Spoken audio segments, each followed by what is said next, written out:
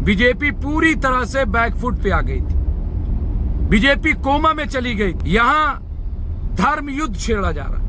कह रहे 2027 का जो चुनाव होगा धर्म युद्ध होगा। उसको समझ में नहीं आ रहा था कि वो करे तो करे क्या, जाए तो जाए कहां, बोले तो बोले क्या।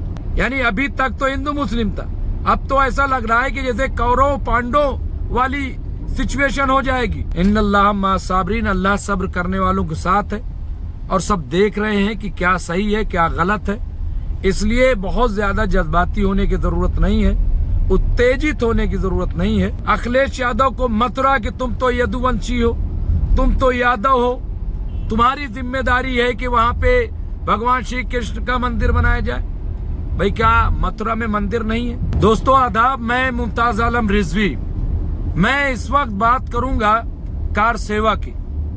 जी हाँ, अयोध्या के मामले में जहां चंदा चोरी हुई, बीजेपी पूरी तरह से बैकफुट पे आ गई थी। बीजेपी कोमा में चली गई थी। उसको समझ में नहीं आ रहा था कि वो करे तो करे क्या, जाए तो जाए कहां, बोले तो बोले क्या। लेकिन अब नया मुद्दा, पहले तो ले आए औकाफ में चोरी घपला घोटाला ये सब, लेकिन वहां पे भी ये फेल हुए क्योंकि कोई मुद्दा ही नहीं बन रहा था। भाई सब चाहते हैं, मैंने खुद सवाल किया कि अगर औकाफ में वक्फ बोर्डों में घोटाले हो रहे हैं तो सारे घोटालेबाजों को जेल भेजो। कौन कह रहा है? कौन मुसलमान इस पे एतराज कर रहा है? भेजो सबको जेल। ये तो सरकार की जिम्मेदारी है ना कि घोटाले को सामने लाए और जेल भेजे। दूसरी चीज ये कि बार बार ये सवाल किया जा रहा है कि भाई योगी जी का बुलडोजर कहां है? योगी जी इनकाउंटर क्यों नहीं कर रहे हैं? इतनी बड़ी चोरी, इतना बड़ा घोटाला और योगी जी चुप है। कह रहे कार्रवाई तो हो रही, चल तो रहा है, एसआईटी की रिपोर्ट आ गई और कुछ लोग जेल भेज गए। रे भाई यही हर जगह करते हो क्या? लेकिन अब एक नया मुद्दा क्या है? कार सेवा। 9 अगस्त को कार सेवा की जाएगी। ये असल मुद्दों से भटकाना है। सवाल ये है कि सरकारें क्या इसलिए बनती हैं क्या? भाई सरकारें बनाई जाती हैं रोजगार देने के लिए, सरकारें बनाई जाती हैं अच्छे अस्पताल देने के लिए, सरकारें बनाई जाती हैं अच्छे इंस्टीट्यूशन देने के लिए, सरकारें बनाई जाती हैं शिक्षा व्यवस्था को दुरुस्त करने के लिए, सरकारें बनाई जाती हैं आर्थिक व्यवस्था को ठीक करने के लिए, सरकारें बनाई जाती हैं अच्छी सड़कें बनाने के लिए। लेकिन यहाँ क्या हो रहा है? यहाँ धर्म युद्ध छेड़ा जा रहा है। कह रहे 2027 का जो चुनाव होगा धर्म युद्ध होगा। और धर्म की युद्ध किससे होगा?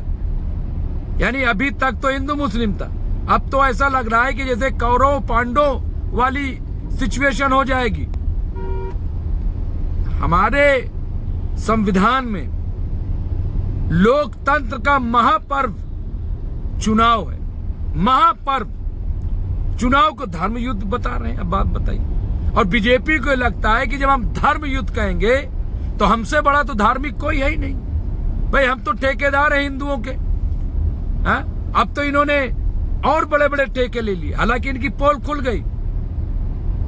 गई इनकी, लेकिन ये ठेका ले रहे हैं, ठेकेदार बन रहे हैं और एक नैरेटिव गढ़ा जा रहा है गलत तरीके से। और हैरानी की बात यह है कि इसमें हमारी जो अपोजिशन पार्टी है वो भी इस रास्ते पर जा रही है। वो जा रही है इस रास्ते पर। अब बार बार अखिलेश यादव को मथुरा कि तुम तो यदुवंशी हो, तुम तो यादव हो, तुम्हारी जिम्मेदारी है कि वहां पे भगवान श्री कृष्ण का मंदिर बनाया जाए। भाई क्या मथुरा में मंदिर नहीं है? मैं बार बार कह रहा हूं कि नजीर अकबर आबादी, उन्होंने तो मुगलों के दौर में भगवान श्री कृष्ण पे नज़में कही थी, गीत कहे थे, वो आज भी गाए जाते हैं, पढ़े जाते हैं। तो किसके लिए गाए थे? यानी कौन नहीं मान रहा है? लेकिन एक नई चुनौती, नया चैलेंज खड़ा किया जा रहा है और उसमें हिंदू मुस्लिम के साथ साथ तमाम जो अपोजिशन पार्टियां उनको भी, और ये भी जा रही, ये भी वहां पे अपने आप को सनातनी साबित करने पर, क्योंकि वो तो चाहती है कि भाई यही नैरेटिव खड़ा हो हिंदू मुस्लिम वाला, और मुसलमानों के लिए तो SIT है और दुनिया भर के है, अभी तो सभाई है। तो कुल मिलाकर के मुझे ऐसा लग रहा है कि ये बहुत गलत है, ये नहीं होना चाहिए। जो असल इशू है, भाई सरकार ने फिर कहा कि सरकार का काम मंदिर मस्जिद बनाना नहीं है, ये धार्मिक काम है और इसे धर्म के लोग करते रहेंगे, होता रहेगा। अब आप बताइए, प्लेसेस ऑफ वर्शिप किस लिए? अगर पूरे देश को खोदना ही है तो प्लेसेस ऑफ वर्शिप एक्ट क्यों बना था? क्यों वो लाया गया था? उसमें क्यों कहा गया था कि बाबरी मस्जिद को छोड़ करके बाकी पे ये अप्लाई होगा और किसी तरह का कोई मामला कोर्ट में नहीं सुना जाएगा? लेकिन उसका हीला हवाला करके और कोर्ट में लेके पहुंच गए। खैर चलिए, कोर्ट में पहुंच गए तो अब कोर्ट से हल होने दीजिए। अब आप कार सेवा करेंगे, कार सेवा पे कोई सवाल उठा ले तो कहेंगे डरते क्यों है मुसलमान, क्या डरता है क्या? भाई इस तरह की बातें क्यों? आप बताइए, 6 दिसंबर 1992 को क्या इसी तरह की कार सेवा करके बाबरी मस्जिद नहीं गिराई गई? अगर आप कहते हैं कि भाई हम संविधान को मानते हैं, कोर्ट को मानते हैं, तो कोर्ट का फैसला जब आता तो कोर्ट के फैसले की बुनियाद पे आप गिरा देते बाबरी मस्जिद। लेकिन आपने उसे तोड़ा और उसे सुप्रीम कोर्ट ने क्रिमिनल ऑफेंस कहा। और उस वक्त की भी बीजेपी सरकार थी, कल्याण सिंह की, जाकर के सुप्रीम कोर्ट में हलफनामा दिया था कि परिंदा पर नहीं मार सकता, हम उसकी सिक्योरिटी करेंगे। कहां आपने सिक्योरिटी की? कहां आपने सिक्योरिटी की? तो अब आज संविधान की बात करते हो, आज कहते हो कि हम जिम्मेदार हैं, वहां कुछ नहीं होगा। और ऐसी ऐसी बातें आप बताइए। कहते हैं कि मस्जिद के नीचे लेटे हुए हैं भगवान श्री कृष्ण। भाई ऐसे तो कड़कड़ में राम, कड़कड़ में भगवान कृष्ण, कड़कड़ में शिव,